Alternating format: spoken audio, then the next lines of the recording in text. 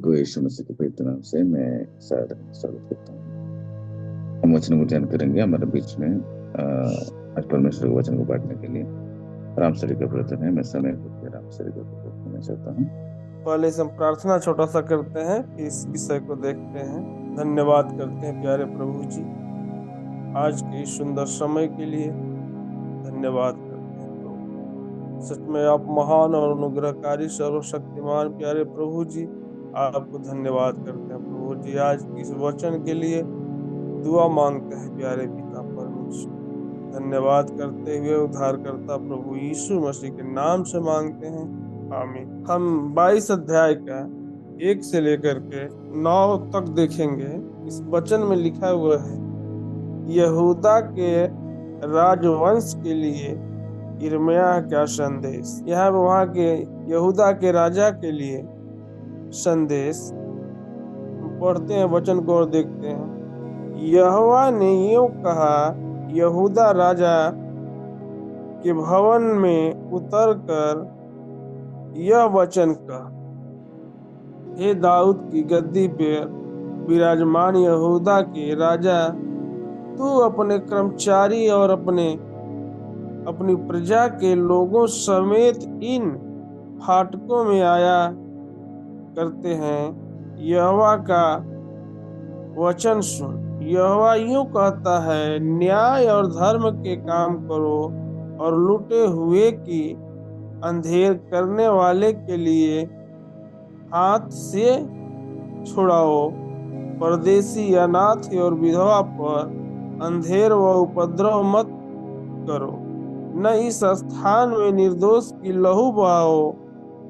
देखो, यदि तुम ऐसा करोगे तो हम इस भवन के फाटकों से होकर दाऊद की गद्दी पर विराजमान राजा रथों और घोड़ों पर चढ़े हुए अपने अपने कर्मचारी और प्रजा समेत प्रवेश किया करोगे।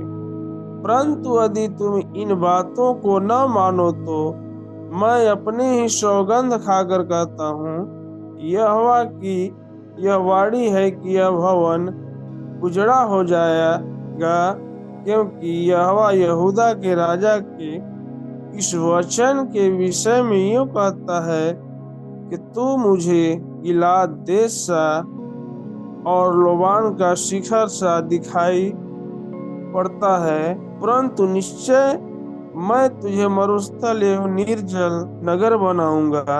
मैं नाश करने वाले के हथियार देकर तेरे विरुद्ध भेजूंगा।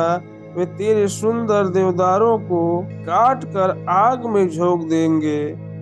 जाति जाति के लोग जब इस नगर में पास से निकलेंगे, तब एक दूसरे से पूछेंगे, यहोवा ने इससे बड़े नगर की ऐसी दशा क्यों की? तब लोग कहेंगे, इस कारण कि उन्होंने अपने परमेश्वर यहोवा को वाचा को तोड़ा और दूसरे देवताओं को दंडवत किया और उपासना भी की। हम यहाँ पर देखते हैं, यहाँ के राजा के लिए यिर्मयाह द्वारा परमेश्वर का सन कि फाटक के प्रवेश में, उस मंदिर में प्रवेश करने के लिए यहाँ पर बहुत सी अच्छी सी वचन है कि अंधेर, जो गरीब हैं, दरिद्र हैं, अनाथ हैं, विधवा हैं, वहां पे बोल रहा है कि यहाँ पर अगर तू इन लोगों के साथ ऐसा न करेगा, जो मंदिर है, जो फाटक है, वहां पे तू आया जाया करेगा। अगर तू ऐसा करता है उनके साथ व्यवहार, तो फिर मैं क्या करूंगा? अपने ही सौगंध खाकर, यहोवा कहता है कि अपने ही सौगंध खाकर तेरे शत्रुओं को हथियार देकर मैं तेरे को मरवा डालूंगा। तेरा नगर, तेरा राज्य को मैं नष्ट कर डालूंगा। और जो उस फाटक से लोग आने जाने वाले हैं, अगर पूछेंगे या कहेंगे कि ऐसा क्यों हुआ, तो मैं कहूंगा कि मुझे छोड़ करके यह दूसरे देवी देवताओं में पूजा पाठ उपासना करने लगे, इसलिए उस नगर को नष्ट कर। यहाँ पर सबसे बड़ी बात अत्याचार, कि उन लोगों के साथ व्यवहार नहीं करना। परमेश्वर के वचन बता रहे हैं प्रेम बांटना, एक दूसरे की सहायता करना, मदद करना। अगर तू ऐसा करता है तो परमेश्वर के राज्य में रह सकता, और ऐसा अगर नहीं करता है तो परमेश्वर की राज्य में नहीं रह सकता। दूसरा देखेंगे यहोवा के विषय में यिर्मयाह का संदेश 13 से लेकर के 19 तक लिखा है कि उस पर हाय जो अपने घर को अधर्म और अपनी उपरौठी कोठरियों को अन्याय से बनवाता है, जो अपने पड़ोसी से बेगारी से काम कराता है और उसकी मजदूरी नहीं देता है। वह कहता है मैं अपने लिए लंबा चौड़ा घर और हवादार ऊपरी कोठरी बना लूंगा, और वह खिड़कियों बनाकर उन्हें देवदारों की लकड़ियों से पाट लेता है और सिंदूर से रंग देता है। तू जो देवदार की लकड़ी क्या अभिलाषा है, क्या इस रीत से तेरा राज स्थिर रहेगा? देख, तेरा पिता न्याय और धर्म का काम करता है, और वह खाता पीता और सुख से भी रहता था। वह इस कारण सुख से रहता था क्योंकि वह दीन और दरिद्र लोगों का न्याय चुकाता था। वह मेरा ज्ञान रखना नहीं है, यहोवा की वह वाणी है।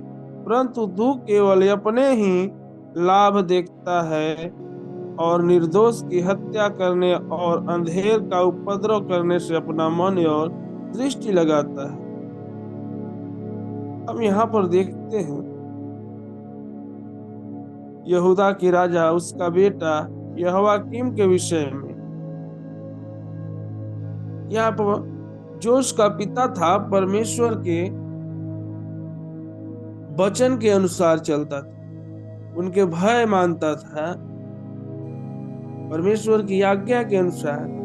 लेकिन यहाँ पर यिर्मयाह का संदेश उसके बेटे के लिए, लेकिन यह जो था अपने आप धन दौलत और दूसरे को अंधेर करके लूट बांट करके खुद ही अपने आप को बड़ा बनाकर रहना चाहता था। यहाँ पर लिखा है 13 में कि उस पर हाय जो अपने घर को अधर्म और उपरौठी कोठरियों का न्याय से बनवाता है, पड़ोसी बेगारी काम कराता है, उसकी मजदूरी नहीं देता है। आज संसार में भी बहुत सारे ऐसे लोग हैं कि सही रूप से निश्चित समय पे ठीक समय पे सही से मजदूर लोग की मजदूरी भी नहीं दे पाते। वैसे यहाँ पर यह करता था।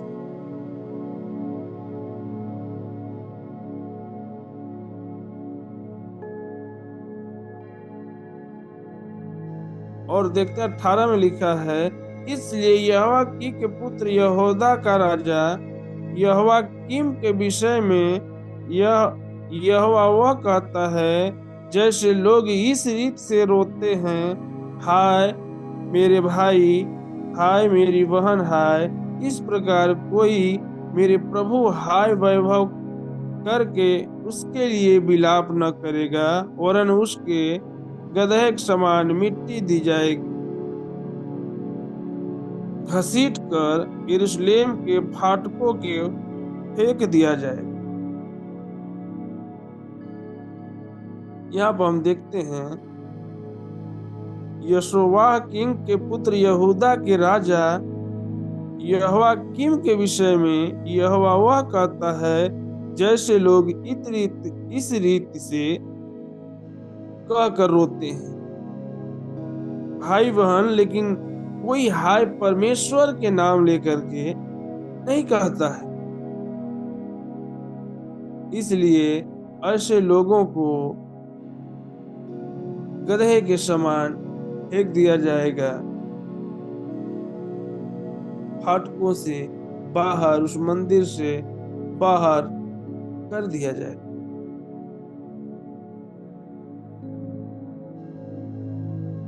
और लास्ट में देखते हैं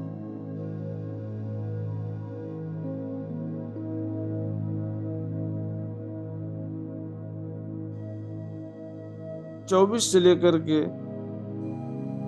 30 तक। यहोयाकीम को परमेश्वर का दंड। यहोवा की यह वाणी है कि मेरे जीवन के सौगंध खाकर यहोयाकीम का पुत्र यहूदा का राजा कोन्यान मेरे दाहिने हाथ की अंगूठी भी होता तो भी मैं उसे उतार कर फेंकता, अंगूठी भी होता तो भी मैं उसे उतार कर फेंकता। मैं तुझे तेरे प्राण की खोजियों के हाथ और जिसने तू डरता है अर्थात बेबीलोन के राजा नबूकदनेस्सर और कसदियों के हाथ में कर दूंगा। मैं तुझे तेरी जननी समेत एक पराये देश में जो तुम्हारी जन्मभूमि नहीं है फेंक दूंगा और तुम वहीं मर जाओगे, परंतु जिस देश में वे लौटने की बड़ी लालसा करते हैं वहां कभी लौटने न पाएंगे। क्या यह पुरुष पुण्याह तुच्छ और टूटा हुआ बर्तन है? क्या यह निकम्मा बर्तन है? फिर वह वंश समेत अनजाने देश में क्यों निकाल कर फेंक दिया जाएगा? हे पृथ्वी, पृथ्वी के यहोवा की वचन सुन। यहोवा यूं कहता है, इस पुरुष को निर्वंश लिखो, उसका जीवन काल कुशल न बीतेगा।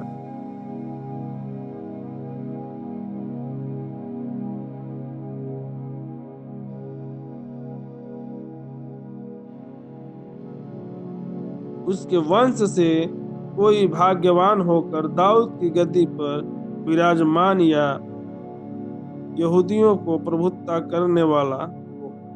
हम यहाँ पर देखते हैं वहां के राजा के विषय में यिर्मयाह का संदेश। अगर तू परमेश्वर की हाथ की अंगूठी भी होता, उसके नजदीक होता, उसके आसपास भी होता, तो भी मैं तेरे को उठा करके वहां से फेंक देता। सबसे बड़ी से अध्याय को देखते हैं कि एक अत्याचार, एक दूसरे पे अत्याचार करने के विरोध में लिखा है यह संदेश कि तुम जितना एक दूसरे पे अत्याचार करते हो, दूसरे पे अन्याय करते हो, उसके लिए संदेश लिखा है। हम भी परमेश्वर के चरणों में जाएं, गरीब, दीन, मजदूर, उनके साथ सही से व्यवहार करना। यिर्मयाह का यह संदेश, यह समय मंजू सर को देते हैं। Thanks brother. परमेश्वर आप आशीष करें। सदाबहार के फल दीजिएगा। ईश्वर के विराजमान परमेश्वर पिता सुंदर समय के धन्यवाद। आज के दिन के लिए, आज के समय के इस आराधना में जितने बेले जुड़े हैं उन सबके जीवन को आशीष करें। आत्मिक जीवित में और भी आगे बढ़कर तेरे नाम को महिमा करने के लिए मदद करें। हमारा प्रभु यीशु मसीह के पवित्र मीठे नाम से विनती करते हैं पिता, आमीन। कि मेरे मन यहोवा को धन्य कर, जो कुछ मुझ में है उसके पवित्र नाम को धन्य कहे। कि मेरे मन यहोवा को धन्य कर, उसके किसी उपकार को ना भूलना।